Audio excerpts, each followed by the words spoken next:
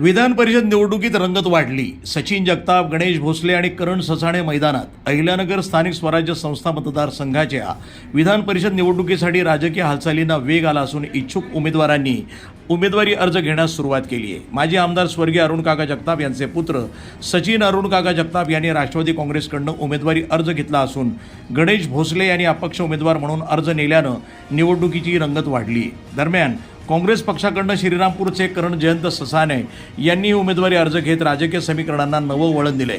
त्यामुळं महाविकास आघाडीमध्ये नेमकं कोणाला अधिकृत उमेदवारीचा मान मिळणार याकडे राजकीय वर्तुळाचं लक्ष लागलंय.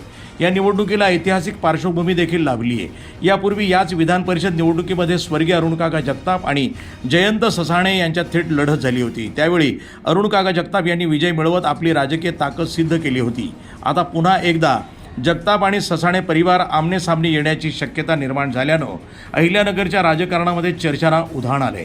स्थानिक स्वराज्य संस्थांमधील मतदारांचं गणित, पक्षीय समीकरणं आणि संभाव्य आघाड्या यामुळं ही निवडणूक प्रतिष्ठेची ठरणार असल्याचं बोललं जात आहे.